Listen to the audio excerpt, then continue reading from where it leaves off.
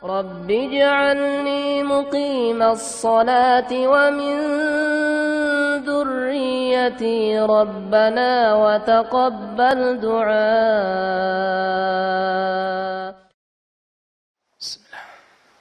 Assalamualaikum warahmatullahi wabarakatuh. Innal hamdalillah nahmaduhu wa nasta'inuhu wa nastaghfiruh wa na'udzu billahi min syururi anfusina wa sayyiati a'malina. May yahdihillahu fala mudhillalah wa may yudlil fala hadiyalah. Asyhadu an la ilaha illallah wahdahu la syarikalah wa asyhadu anna Muhammadan abduhu wa rasuluh. Arsalahu Allahu bil huda wa dinil haq basyiran wa nadhira wa sirajan ila Allahi bi idnihi wa sirajan munira wa da'iyan ila Allahi bi idnihi wa sirajan munira. Allahumma salli wa sallim wa barik ala nabiyyika wa rasulika Muhammadin wa ala alihi wa ashabihi wa man sara ala nahjihi wa ihtada bi hadihi wa istanna bi sunnatihi ila yaumil qiyamah. Ikhwani wa akhwati fid din azanallahu jami'an. Ikhwan dan akhwat hadirin saudara-saudaraku yang semoga senantiasa dimuliakan oleh Allah. Alhamdulillah, pada kesempatan yang baik ini kita bisa bermajlis kembali mengkaji kitab Riyadhus Shalihin yang masih meneruskan bab sebelumnya, yaitu tentang bab fadlil ilmi, bab tentang keutamaan ilmu. Ya, insyaallah pada malam hari ini kita kaji hadis yang ke-1387. Nah, man yaqra?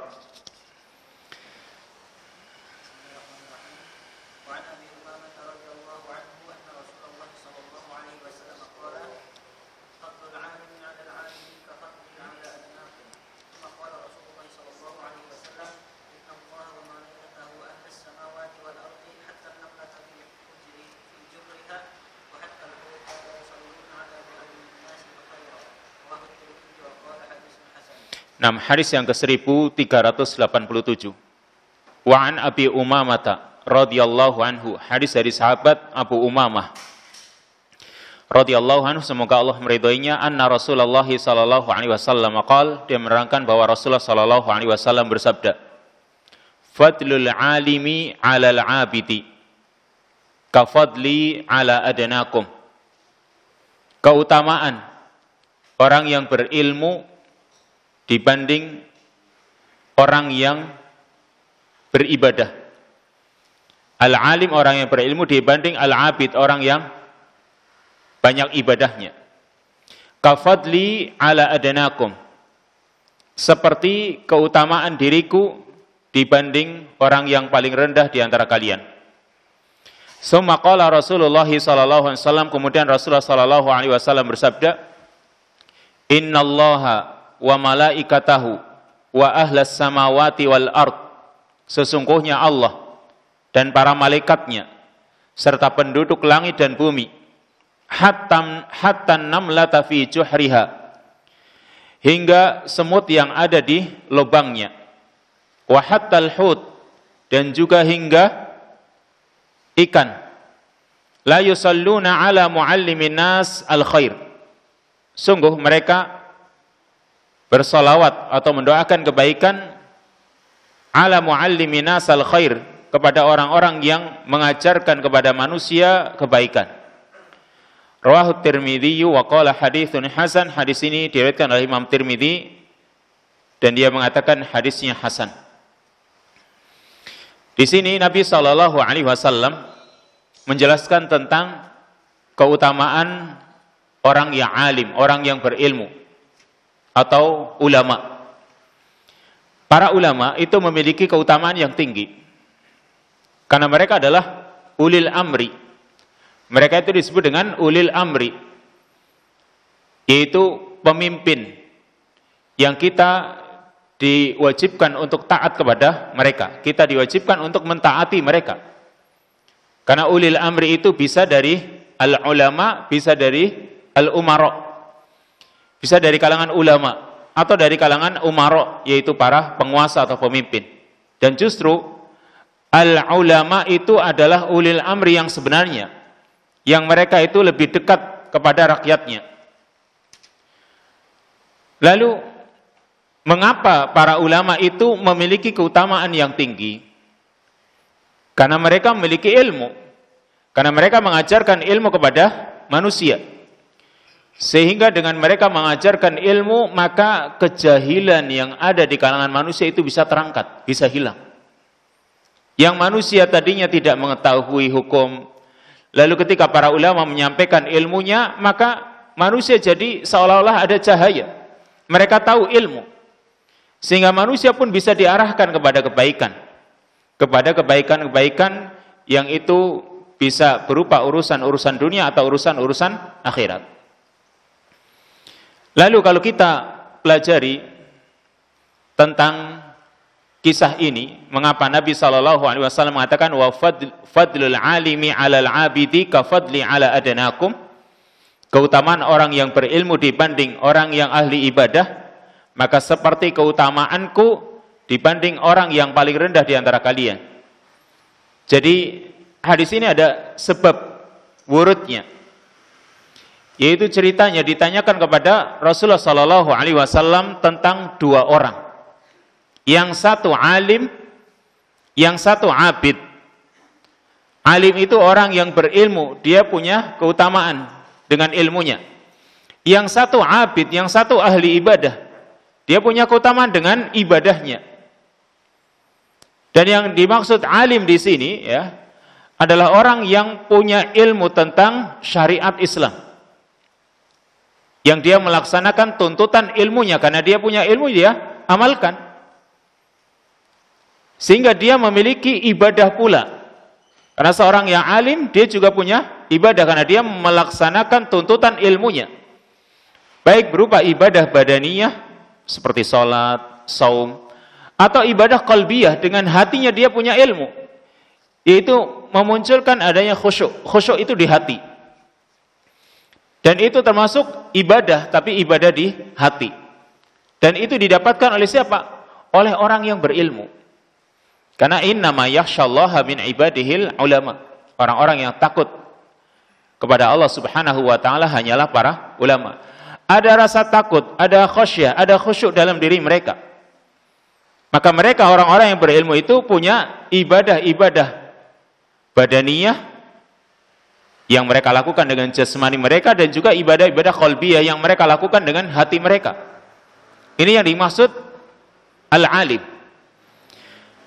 Lalu al-abid, orang yang ahli ibadah, yaitu orang yang sungguh-sungguh dalam ibadahnya.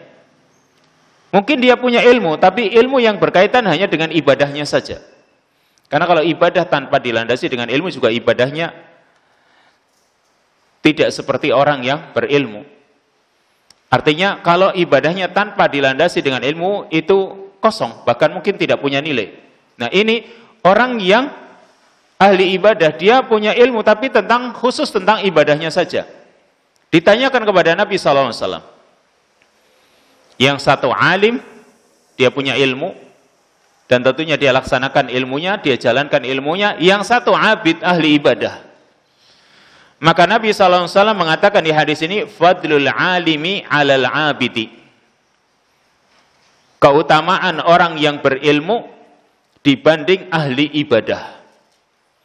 Nabi mengatakan, kafadli 'ala adnakum. Seperti keutamaan diriku, kata Nabi, dibanding orang yang paling rendah di antara kalian. Keutamaannya seperti antara Nabi SAW dengan orang yang paling rendah dari kalangan sahabat. Nah, kalimat adnakum maksudnya adalah dari kalangan sahabat. Seperti keutamaan atau seperti perbandingan antara Nabi dengan orang yang paling rendah dari kalangan sahabat. Kalau Nabi SAW mengatakan kafadli 'ala a'lakum, seperti keutamaanku, ya, seperti keutamaan diriku dibanding orang yang paling tinggi di antara kalian, itu saja sudah ada perbedaan. Misalnya, ya, keutamaan antara Nabi dengan sahabat yang paling mulia, yaitu Abu Bakar As-Siddiq, itu saja sudah jauh perbedaannya. Kenapa? Karena Nabi SAW orang yang maksum, yang terjaga dari dosa dan maksiat. Sedangkan Abu Bakar As-Siddiq yang itu adalah orang terbaik dari kalangan umat ini, dia tidak maksum. Kemudian ucapan Nabi adalah wahyu yang harus diterima. Sedangkan ucapan Abu Bakar sama seperti ucapan manusia yang lain, yang bisa diterima, bisa juga ditolak. Sebagaimana yang dikatakan oleh Imam Malik ketika beliau berada di Masjid Nabawi, beliau mengatakan kullun yuqbal wa yuraddu min qawlihi illa sahibu hadzal qabr. Setiap orang itu bisa diterima dan bisa ditolak ucapannya, kecuali pemilik kuburan ini, yaitu baginda Rasulullah SAW. Karena Imam Malik mengatakannya di Masjid Nabawi. Rasulullah SAW ucapannya tidak ditolak. Nah, ini saja antara Nabi dan Abu Bakar, manusia yang paling mulia setelah Nabi SAW, punya perbedaan yang jauh. Apalagi Nabi mengatakan kafadli ala adnakum. Antara orang yang berilmu dengan ahli ibadah itu seperti keutamaanku, kata Nabi, keutamaan diriku dibanding orang yang paling rendah di antara kalian. Berarti sangat jauh perbedaannya. Apa sih perbedaan antara alim dan abid? Antara orang yang berilmu dengan ahli ibadah? Kata para ulama, orang yang berilmu atau alim itu keutamaannya lebih tinggi karena orang yang berilmu itu ilmunya meluas, menyebar, sehingga berlanjut bagi yang lain. Kalau sekarang ilmu itu disebarluaskan, lalu orang lain pun mengetahuinya, mengamalkannya, dan dia sebarkan lagi. Maka keutamaannya itu, seorang yang berilmu atau alim itu keutamaannya atau ilmunya meluas, tidak terbatas dengan yang dia lakukan saja, kan? Orang yang berilmu, dia amalkan ilmunya, itu saja sudah punya keutamaan. Apalagi kalau ilmunya dia sebarkan lalu terus disebarkan oleh yang lain, berarti orang yang berilmu itu keutamanya terus menyebar dan tidak akan pernah berhenti sampai ilmu itu berhenti, tidak diamalkan, tidak diajarkan lagi. Jadi sampai hari kiamat kalau memang ilmu itu terus disebarluaskan. Sedangkan abid, ahli ibadah, itu hanya terbatas apa yang dia lakukan saja, atau hanya untuk dirinya saja. Sekarang orang ahli ibadah, dia beribadah, misalnya dia ahli salat katakanlah, atau mungkin ahli siam, ahli puasa, hanya untuk dirinya. Atau mungkin orang lain yang mungkin melihat lalu dia mencontoh. Tapi ibadah itu sendiri terbatas, tidak seperti ilmu, dia akan cepat meluas. Makanya Nabi SAW menyatakan keutamaannya itu kafadli ala adnakum, seperti keutamaan diriku dibanding orang yang paling rendah di antara kalian. Atau dengan kata lain, keutamaan alim, orang yang berilmu itu muta'addin. Muta'addin itu artinya bisa berlanjut pada yang lain, atau bisa mengenai yang lain. Sedangkan keutamaan abid itu qasir, dia hanya terbatas pada dirinya.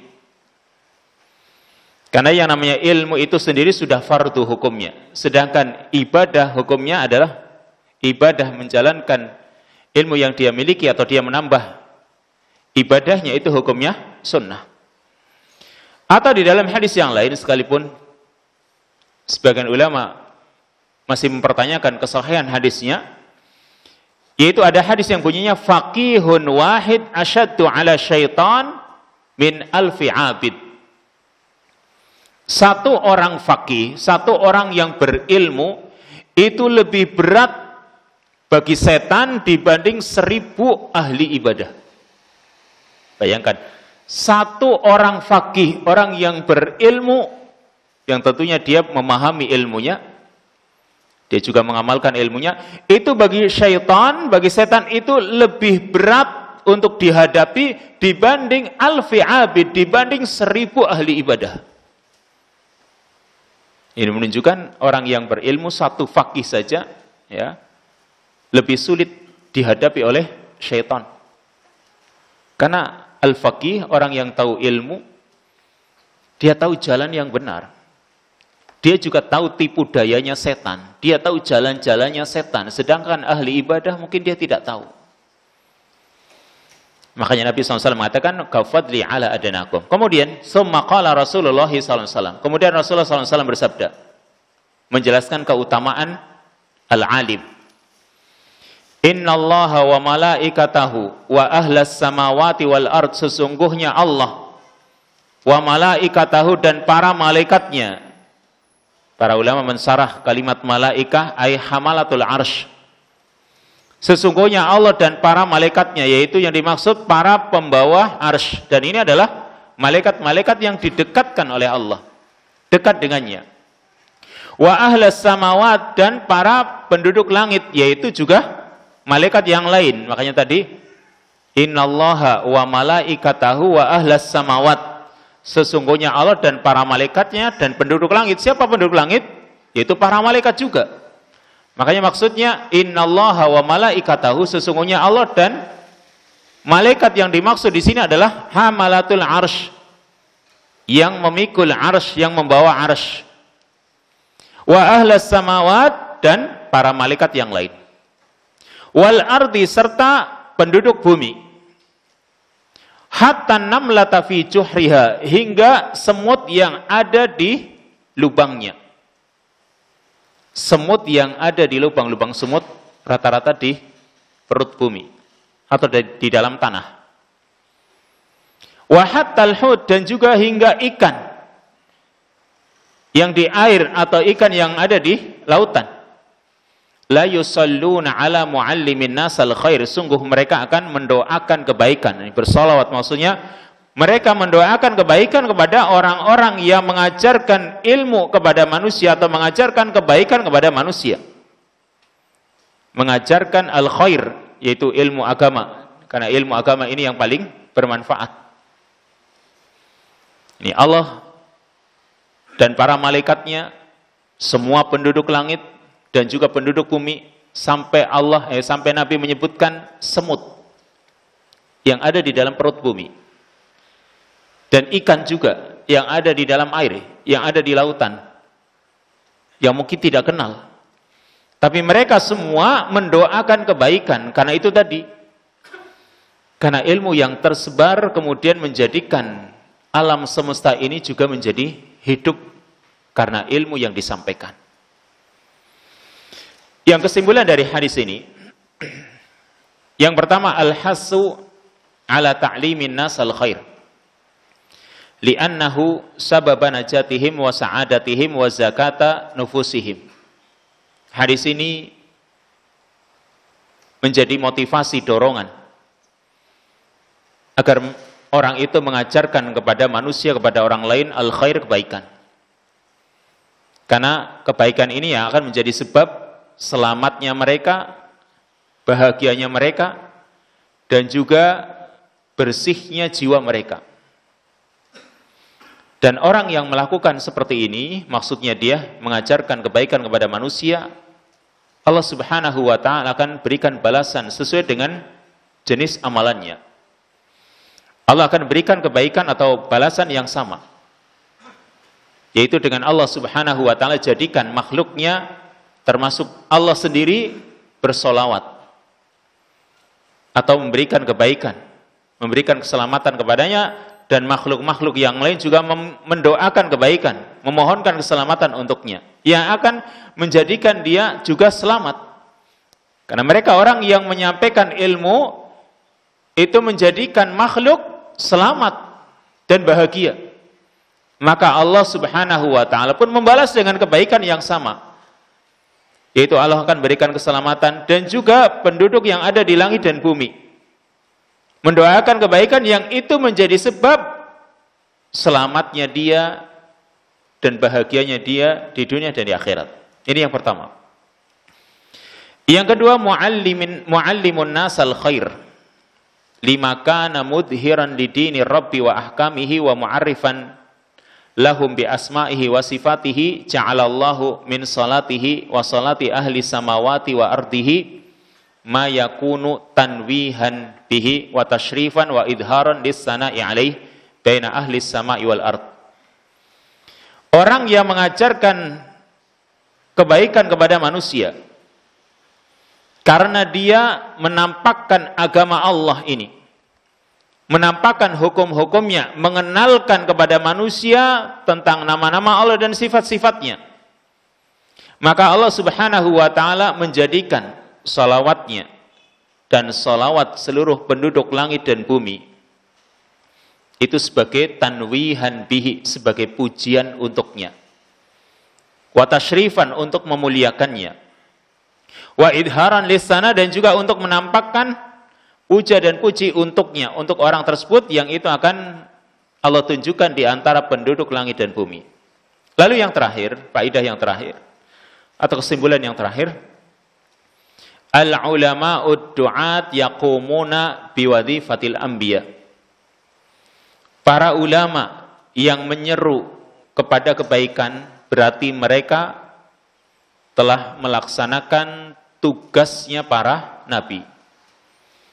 Karena tugasnya para nabi adalah berdakwah, menyeru ke jalan Allah, mengajarkan kebaikan kepada manusia. Maka berarti mereka adalah ahli warisnya para nabi, dan nanti akan disebutkan di hadis berikutnya bahwa ulama adalah pewarisnya para nabi. Nah, hadis berikutnya.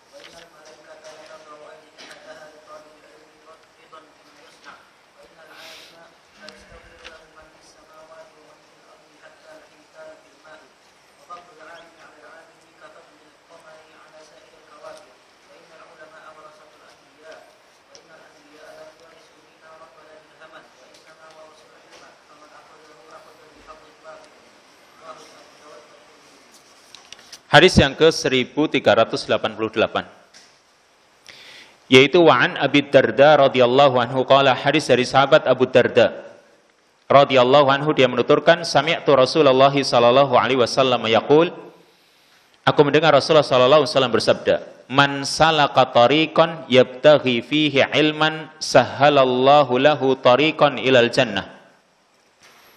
Barang siapa yang menempuh jalan, yang dia mencari di dalam menempuh jalan itu ilman, mencari ilmu, sahhalallahu lahu tariqan ilal jannah, maka Allah akan mudahkan untuknya jalan menuju surga. Ini kalimat yang seperti ini sudah diterangkan sebelumnya. Ya. Kalimat yang semakna dengan ini, man salaka tariqan yaltamisu fihi ilman, sahhalallahu lahu bihi tariqan ilal jannah. Orang yang menempuh jalan untuk menuntut ilmu, maka Allah akan mudahkan baginya jalan menuju surga. Kenapa? Karena ilmu itu menunjukkan pemiliknya kepada berbagai kebaikan, kepada berbagai ketaatan, dan itu akan mengantarkannya kepada surga. Makanya Allah mudahkan jalan menuju surga. Kemudian, wa innal malaikata la tad'u ajnihataha li talibil ilmi ridon bima yasna. Dan sungguh para malaikat itu la tad'u ajnihataha, mereka itu la tad'u, benar-benar akan meletakkan sayap-sayapnya, menurunkan sayap-sayapnya li talibil ilmi, kepada talibul ilmi, kepada penuntut ilmu, ridon bima yasna, karena ridho dengan apa yang dilakukan oleh penuntut ilmu. Kita coba merenungi kalimat ini. Sungguh para malaikat itu meletakkan sayap-sayapnya kepada talibul ilmi karena ridho dengan apa yang diperbuat oleh penuntut ilmu. Jadi malaikat itu merendahkan hatinya, ini yang dimaksud menurunkan, meletakkan sayap-sayapnya. Para malaikat kan punya sayap. Ada yang punya 2 sayap, ada yang punya 3 sayap, ada yang punya 4 sayap, dan ada yang lebih dari itu. Seperti malaikat Jibril, dia memiliki 600 sayap. Ketika malaikat itu meletakkan sayapnya, menurunkan sayapnya, berarti mereka adalah sedang merendahkan hatinya, yang mereka memuliakan para penuntut ilmu. Karena yang dibawa oleh para penuntut ilmu adalah tadi warisannya kenabian. Maka mereka itu menurunkan sayapnya, meletakkan sayapnya. Juga kata para ulama, mereka ketika meletakkan sayapnya itu menunjukkan kecintaan mereka kepada para penuntut ilmu. Karena orang yang mencari ilmu menjadikan alam semesta ini hidup. Maka pas jadinya ya. Kalau malaikat menundukkan sayapnya, meletakkan sayapnya karena mereka mencintai para penuntut ilmu. Mereka merendahkan hatinya karena apa yang dicari oleh penuntut ilmu tersebut. Atau mereka memuliakan para penuntut ilmu serta ada kecintaan. Atau ada yang mengatakan yang dimaksud lata dau ajnihataha, menurunkan sayapnya itu ada sebagian ulama yang menafsirkan, meskipun penafsiran yang rajih itu yang tadi. Jadi yang dimaksud meletakkan sayapnya atau menurunkan sayapnya itu merendahkan hatinya, hati malaikat ya. Mereka merendahkan hatinya dan memuliakan para penuntut ilmu atau mencintai para penuntut ilmu. Tapi ada yang menafsirkan mereka itu meletakkan sayapnya, maksudnya adalah mereka itu mendoakan. Karena sayap itu seperti tangan. Bagi manusia, ya, sayap itu ya seperti tangan. Maka ketika mereka merendahkan sayapnya, menurunkan sayapnya, oh berarti seperti manusia ketika dia berdoa. Ini yang dikatakan oleh Abu Hatim Ar-Razi. Meskipun yang rajih tadi. Ini para malaikat. La tadau ajnihataha li talibil ilmi, Nabi mengatakan ridon bima yasna, ridho, rela dengan apa yang diperbuat oleh penuntut ilmu tersebut. Kemudian wa innal alima la yastaghfiru lahu man fis samawati wa man fil ardi hatta al-hitanu fil ma.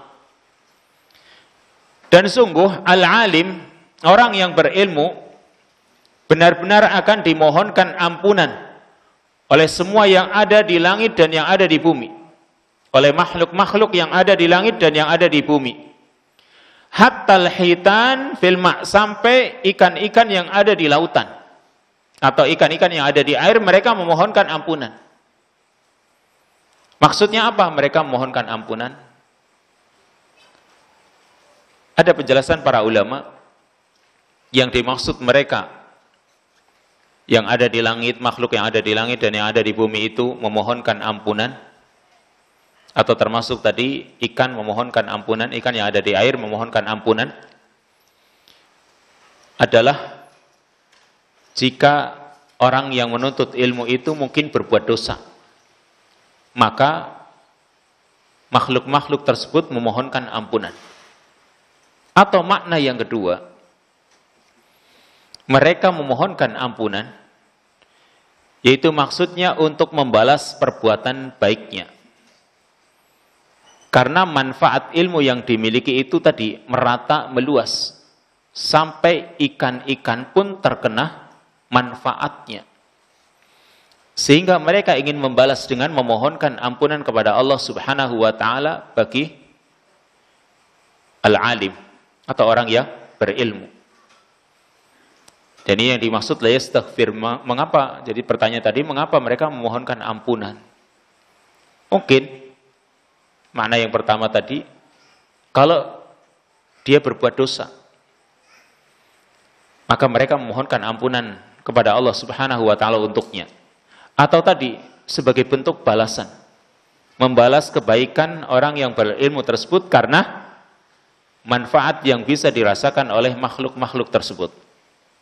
Berikutnya, wa fadlul alimi 'alal 'abidi ka fadlil qamari 'ala sairil kawakib. Dan keutamaan orang yang berilmu dibanding ahli ibadah itu seperti keutamaan bulan dibanding seluruh bintang-bintang.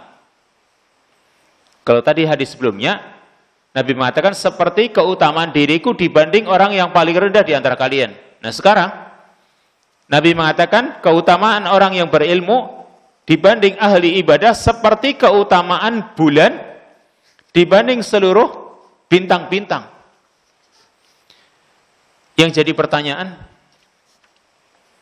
mengapa kok bandingannya bulan? Atau mengapa yang dijadikan perumpamaan itu bulan dibanding bintang?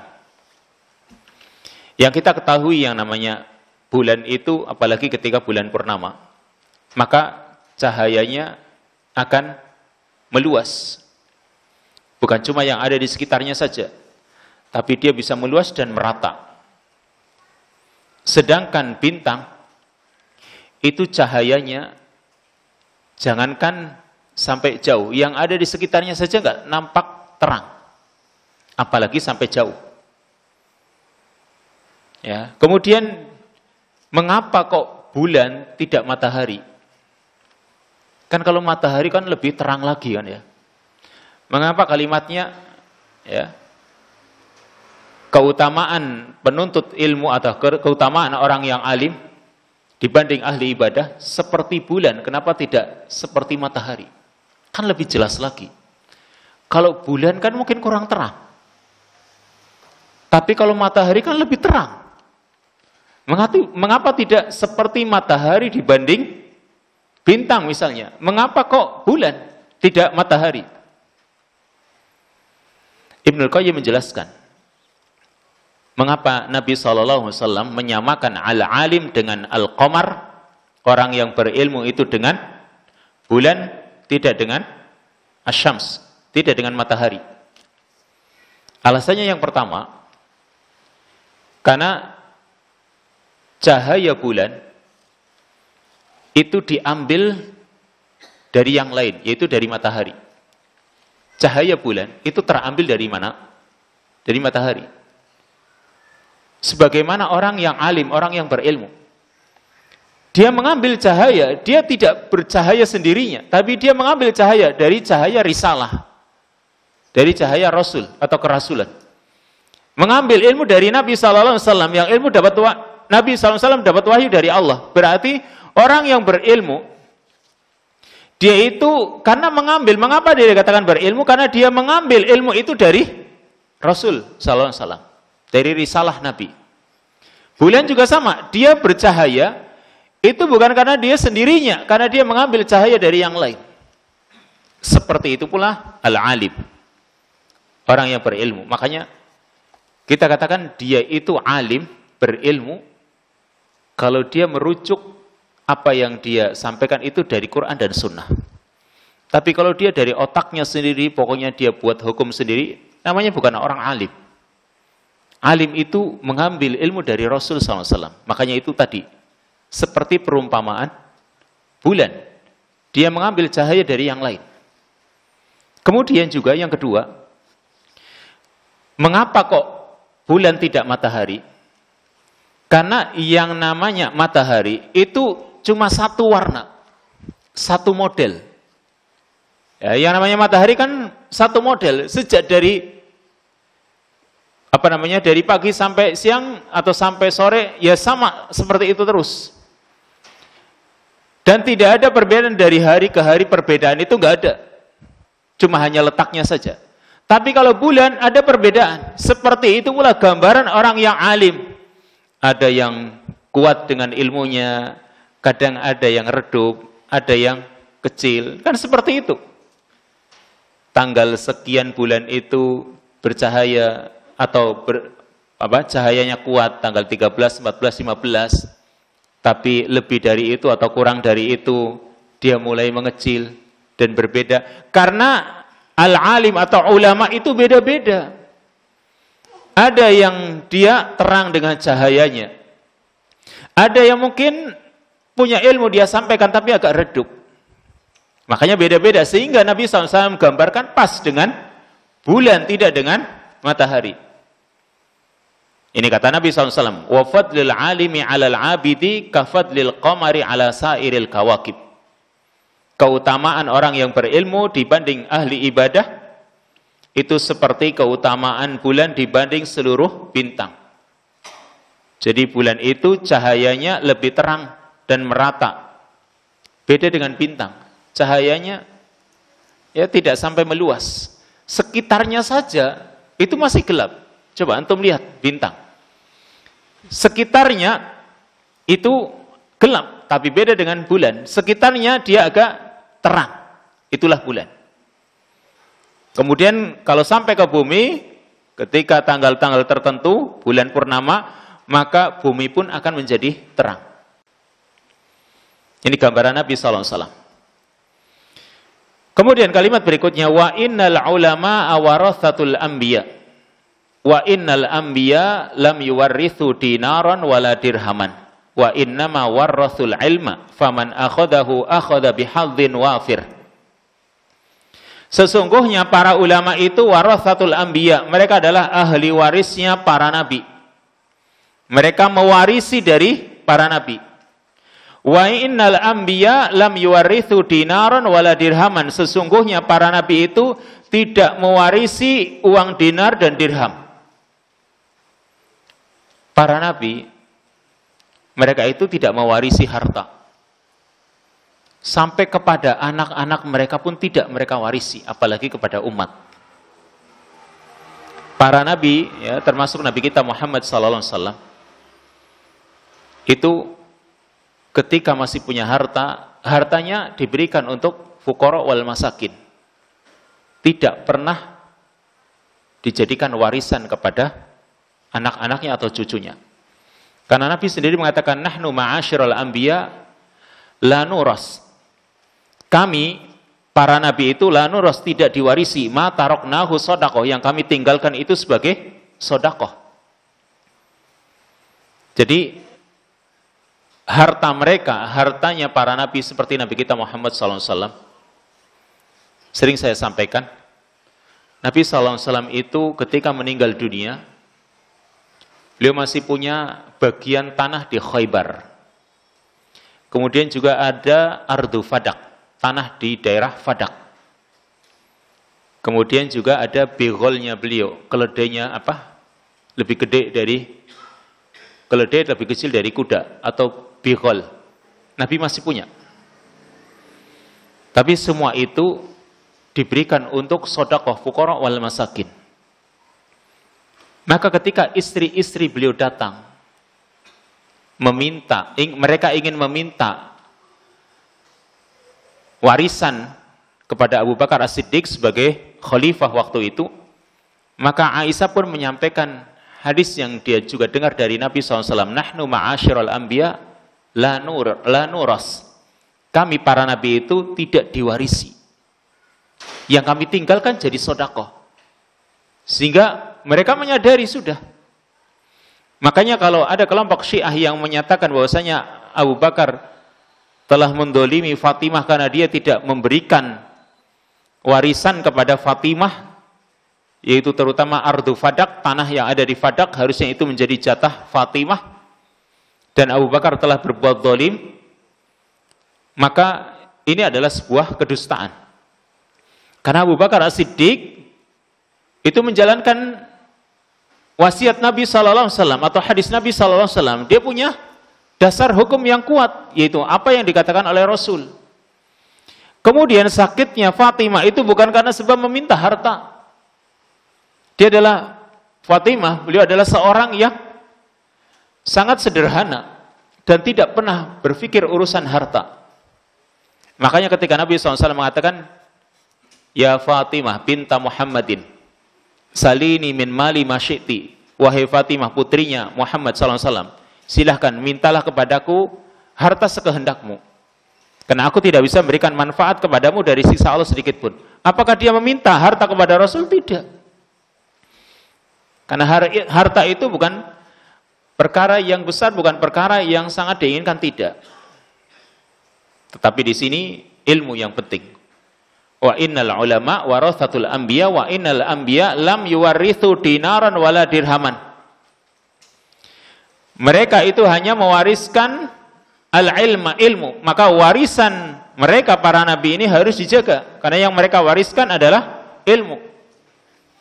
Yang berarti kalau warisan mereka adalah ilmu, berarti kita harus menghormati para pewaris ilmunya para nabi, yaitu para ulama. Berarti kita harus menghormati para ulama, kita muliakan mereka. Jangan sampai kita mencaci maki, menjelek-jelekan mereka sehingga namanya jadi jelek. Kalau namanya jadi jelek, padahal ilmu itu kita dapatkan melalui mereka. Kalau kita jelek-jelekkan atau kita menjadikan ulama itu tidak bernilai di mata masyarakat, misalnya di mata manusia, berarti sama dengan kita menghentikan warisannya para nabi. Warisan para nabi tidak disebarluaskan. Faman akhadahu akhadha bihadzin wafir, maka barang siapa yang mengambil warisan para nabi yaitu ilmu, berarti dia telah mengambil bagian yang besar. Berarti kalau kita tekun dalam menuntut ilmu, kita pahami satu hadis, kita amalkan, lalu Allah tambahkan ilmu yang lain, kita belajar yang lain, Allah terus menambahkan, berarti kita itu mengambil bagian yang banyak pahala nanti di akhirat. Ini kata Nabi, faman akhadahu akhadha bihadzin wafir.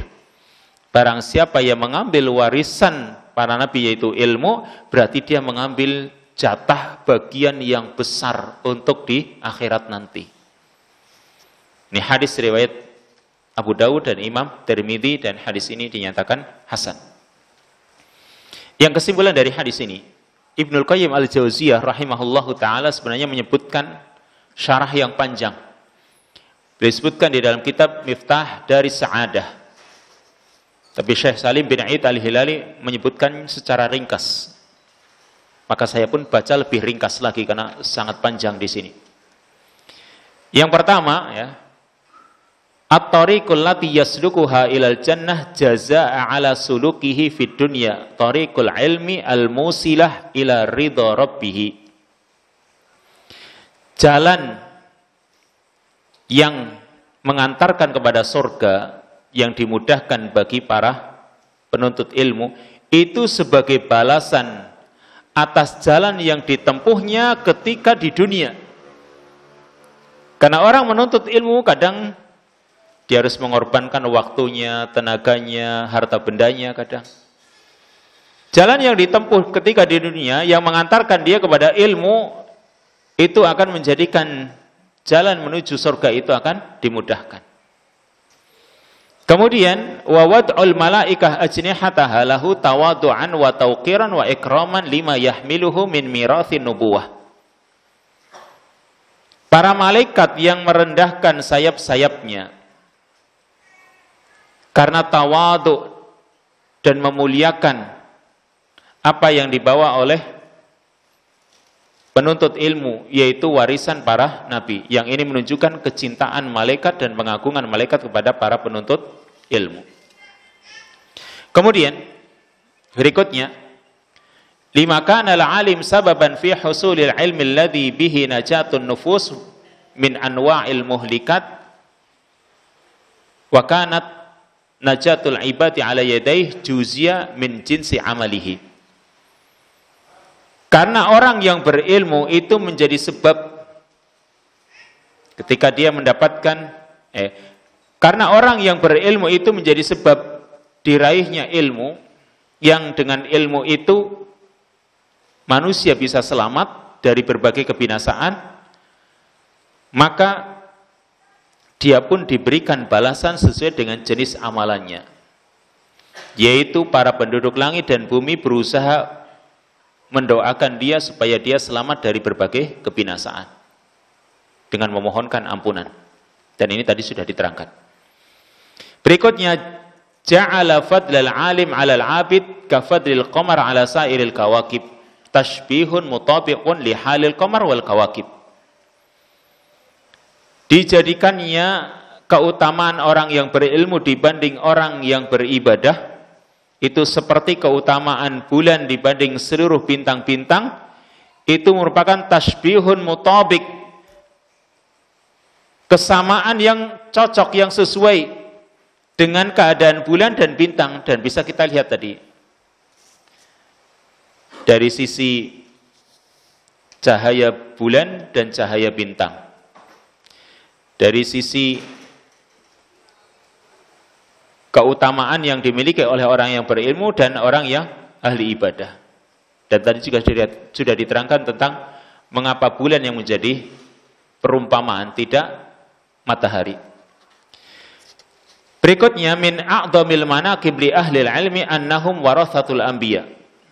Di antara kedudukan tinggi yang dimiliki oleh orang yang berilmu bahwa mereka adalah para pewarisnya, mereka adalah pewaris para nabi. Dan para nabi adalah sebaik-baik makhluk Allah. Maka warisan mereka tentunya sebaik-baik warisan, dan warisan mereka adalah ilmu. Yang berarti kalau kita itu menyadari bahwa para ulama adalah pewarisnya para nabi, berarti ini sebagai peringatan bagi kita bahwa mereka, para ulama, adalah manusia yang paling dekat dengan para nabi. Karena mereka pewarisnya. Coba. Sekarang gini. Kalau orang tua, ada seorang ayah atau ibu, dia punya harta, meninggal dunia. Siapa yang mewarisi? Ya orang yang dekat hubungannya dengan kedua orang tersebut.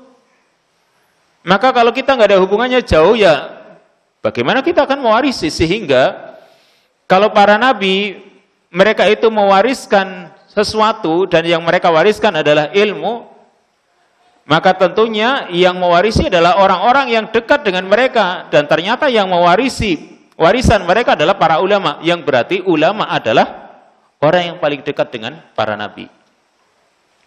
Juga irsyadun wa amrun lil ummah bi ta'atihim, ini sebagai bimbingan, perintah bagi umat ini agar mentaati mereka, agar memuliakan mereka dan menghormati mereka. Dan juga mencintai mereka itu termasuk agama. Kebalikannya, membenci mereka itu berarti menafikan agama ini. Serta ini juga sebagai peringatan bagi para ulama, ya bukan cuma manusia biasa, tapi para ulama, karena mereka adalah para pewarisnya para nabi, berarti mereka harus menempuh jalannya para nabi di dalam menyampaikan. Kalau mereka adalah pewarisnya para nabi, kok ternyata tidak mengikuti para nabi ketika menyampaikan ilmu, ketika berdakwah, maka mereka juga masih dikatakan pewarisnya para nabi, betul atau tidak, kan gitu.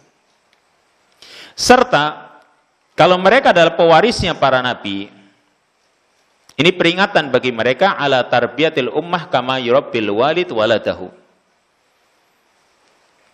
Para nabi mewariskan ilmu. Maka sekarang seperti orang tua mewariskan harta kepada anak. Orang tua ketika mewariskan harta kepada anak, maka orang tua itu bukan cuma sekedar mewariskan harta, tapi dia berusaha mendidik. Karena yang ingin diwariskan bukan cuma harta, tapi juga ilmu. Nah sekarang, kalau para ulama itu adalah pewarisnya para nabi, harusnya dia bersikap seperti seorang ayah ketika mendidik anaknya. Ada kedekatan. Dan ini peringatan tadi.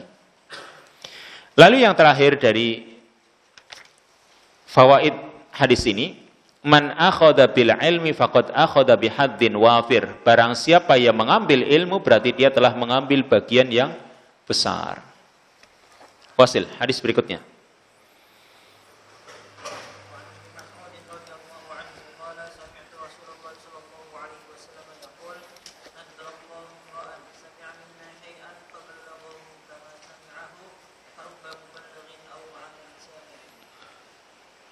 Hadis yang ke-1389. Wa an Ibnu Mas'udin radhiyallahu anhu, hadis dari sahabat Ibnu Mas'ud radhiyallahu anhu, qala, dia berkata, sami'tu Rasulullah sallallahu alaihi wasallam yaqul, aku mendengar Rasulullah sallallahu alaihi wasallam bersabda, naddarallahu imra'an sami'a minna syai'an faballaghahu kama sami'ahu farubba muballighin aw amin sami'. Rawahu Tirmidzi wa qala haditsun hasanun sahih. Kata Nabi, naddarallahu imra'an, semoga Allah membagusi atau memperindah seseorang. Ini doa ini. Naddara. Artinya semoga Allah memperindah. Ya. Ini berarti doa supaya orang mendapatkan kenikmatan berupa wajah yang indah.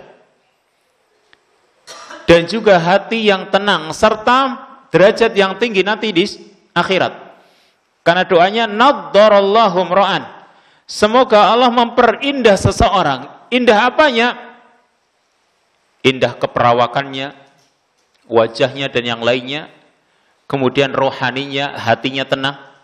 Serta nanti kebaikan-kebaikan di akhirat. Ini kalimat naddara. Seperti Allah Subhanahu wa taala sebutkan di dalam surat Al-Mutaffifin. Ta'rifu fi wujuhihim nadratan na'im. Kamu akan ketahui pada wajah-wajah mereka nadrah atau nadrah, ya, nadir. Ini adalah indah terutama bagian wajah. Makanya Allah mengatakan ta'rifu fi wujuhihim nadratan na'im. Kamu bisa mengenali di wajah-wajah mereka para penghuni surga nadratan na'im, yaitu kesenangan yang penuh dengan kenikmatan. Senang dan nikmat nampak di wajah-wajah mereka. Nah, Nabi SAW mendoakan di sini, naddarallahu imra'an, semoga Allah memperindah wajah seorang, yaitu nanti keadaannya di surga akan seperti itu. Dan juga sebenarnya di dunia. Nabi mendoakan imra'an, seseorang, pokoknya siapapun orangnya. Baik dari kalangan sahabat atau orang-orang sesudahnya. Baik laki-laki atau wanita. Nabi doakan supaya Allah perindah dirinya. Dan ini doa yang baik. Dan tentunya doa Nabi ini doa yang mustajab. Sehingga kita pun berusaha untuk mendapatkan apa yang didoakan oleh Nabi. Naddarallahu imra'an. Kalau di dalam riwayat yang lain, rahimallahu imra'an. Semoga Allah berikan rahmatnya. Tapi yang masyhur, naddarallahu imra'an. Semoga Allah memperindah seorang yang sami'a minna syai'an. Mendengar dari kami syai'an sesuatu. Di dalam riwayat yang lain, sami'a minna hadisan. Mendengar dari kami satu hadis. Berarti kalau orang mendengar hadis Nabi SAW, hadis itu apa saja yang disandarkan kepada Nabi, baik berupa ucapan Nabi, atau perbuatan Nabi, atau ketetapan Nabi, atau sifat-sifat Nabi, itu namanya hadis. Para ulama mendefinisikan ma'udhifa ilan Nabi SAW min qaulin au fi'lin au taqririn au sifatin khalqiyah au khuluqiyah. Itu yang namanya hadis. Pokoknya apa saja yang disandarkan kepada Nabi. Bisa itu berupa ucapan Nabi, itu namanya hadis. Atau perbuatan Nabi, itu juga hadis. Atau diamnya Nabi ketika melihat para sahabat melakukan sesuatu, itu juga hadis. Atau tentang sifat-sifat Nabi, itu juga hadis. Nah, orang yang mendengar dari Nabi SAW, yaitu hadis, faballaghahu kama sami'ahu. Lalu dia menyampaikannya sebagaimana dia dengarkan. Sebagaimana dia mendengar. Berarti menyampaikannya betul-betul dia sampaikan apa adanya. Tidak dia tambah, tidak dia kurangi. Menyampaikannya betul-betul tepat. Maka oleh Nabi SAW didoakan tadi, semoga Allah memperindah dia. Farubba muballaghin aw'a min sami'. Maka terkadang atau banyak muballaghin, orang yang disampaikan hadis itu aw'a min sami', lebih paham dari orang yang mendengar hadis dari Nabi. Maksudnya begini. Kalau kita itu kadang misalnya kurang memahami hadis, kita bisanya cuma menghafal. Lalu kita sampaikan hadis apa adanya, tidak ditambah, tidak dikurangi.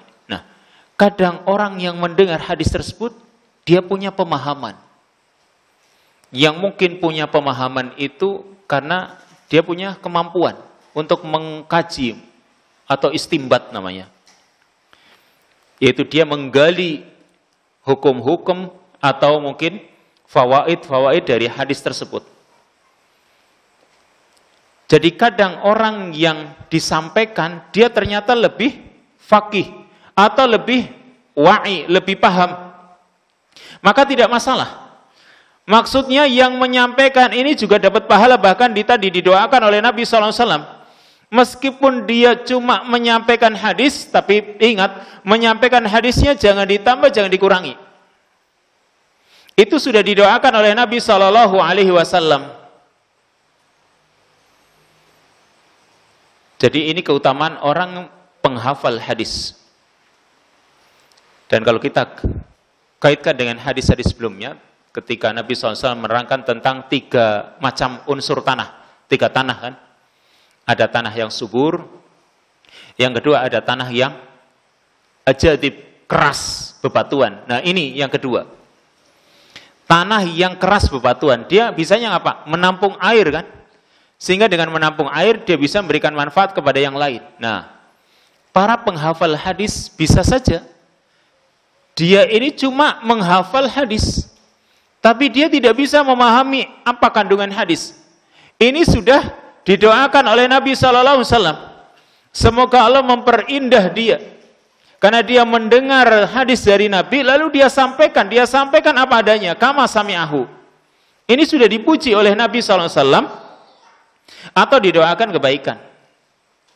Meskipun cuma menghafal, tapi tidak faqih.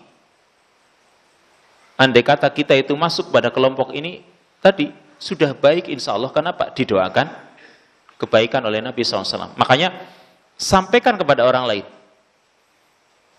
Mungkin di antara mereka ada ulama, ada fuqaha yang mereka bisa beristimbat dari hadis-hadis tersebut. Karena orang yang seperti ini berarti dia juga menjaga ilmu. Berarti tidak menjadikan hati kita itu ciut kalau kita itu cuma bisanya menghafal. Yang penting menjaga sunnah.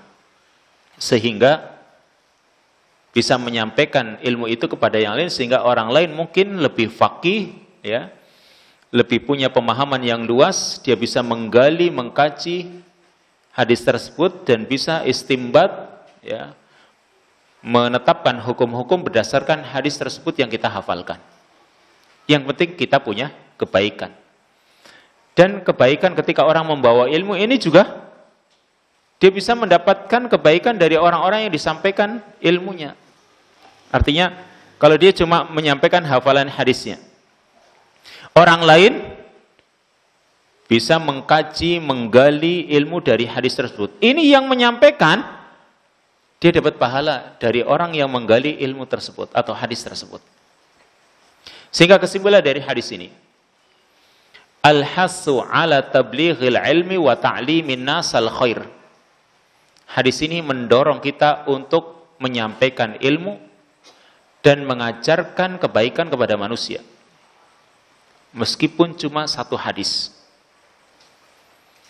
Yang kedua, yambaghil muhafadhah 'alal ilmi duna ziyadatin wala nuqsan li'annal muaddi mu'taman. Seharusnya ketika menghafal ilmu itu tanpa ada tambahan, tanpa ada pengurangan. Kenapa? Karena orang yang menyampaikan berarti dia orang yang diberi amanah. Kita mau menyampaikan kepada orang lain, amanah misalnya. Karena kita itu diberi amanah. Berarti ketika menyampaikan, ya jangan ditambah, jangan dikurangi. Apa adanya. Yang ketiga, fuhumun nasi mutafawitah. Pemahaman-pemahaman manusia itu bertingkat-tingkat. Farubba mubalaghin au amin sami. Kadang orang yang disampaikan ternyata dia lebih paham dari orang yang mendengar dan menyampaikannya ini. Atau kalimat yang lain, warubba hamilu fikhin laisa bifaqih. Kadang orang yang membawa fikih tapi dia ternyata tidak faqih. Berarti tingkatan manusia bertingkat-tingkat. Tingkatan manusia seperti ini yang digambarkan oleh Syekh Sulaiman Ar-Ruhaili. Beliau menyebutkan 4 tingkatan. Kaitannya antara seorang yang dia cuma menyampaikan ilmu dengan orang yang bisa memahami ilmunya. Jadi tingkatan yang pertama yang paling bawah, dia cuma mendengarnya saja. Ini tingkatan paling bawah. Kenapa? Dia masih mau mempelajari ilmu. Dia cuma mendengar. Atasnya, orang yang mendengar dan mau menyampaikan. Ini tingkatan di atasnya. Jadi kalau kita itu baru mau mendengar, ini tingkatan paling rendah. Ya, lumayan lah masih mau mendengar. Naik tingkatan di atasnya, dia mendengar dan dia sampaikan. Naik lagi tingkatannya kalau dia mendengar dan dia memahami maknanya. Dia mendengar, dia juga memahami maknanya. Ini lebih tinggi daripada orang yang cuma mendengar lalu menyampaikan. Kalau dia mendengar kemudian dia memahami makna yang dia dengar, ini tingkatannya lebih tinggi. Serta tingkatan yang paling tinggi, orang yang mendengar dan dia memahami maknanya dan dia menyebarluaskannya. Maka ini tingkatan yang paling tinggi. Lalu yang terakhir, faedah yang terakhir, doaun Nabi SAW liman adda min ummatihi hadithan sami'ahu yastalzim anna rahmatallahi jalla wa'ala tahfaduhu wa annahu minal faizina yaumal qiyamah. Hadis ini menerangkan tentang doa Nabi SAW kepada orang dari kalangan umatnya yang mau menyampaikan hadis yang dia dengar, yang menjadikan orang tersebut mendapatkan rahmat Allah Jalla wa'ala. Dan dia termasuk al-faizina yaumal qiyamah, termasuk orang-orang yang sukses di hari kiamat. Ini hadis yang ke-1389, masih ada 3 hadis lagi dalam bab ini. Kita lanjutkan pada kesempatan yang akan datang. Bi'idhnillahi ta'ala. Wassallallahu wasallam ala nabiyina Muhammad wa ala alihi wa sahbihi ajma'in. Subhanakallahumma wa bihamdika asyhadu an la ilaha illa anta astaghfiruka wa atubu ilaik. Wassalamualaikum warahmatullahi wabarakatuh.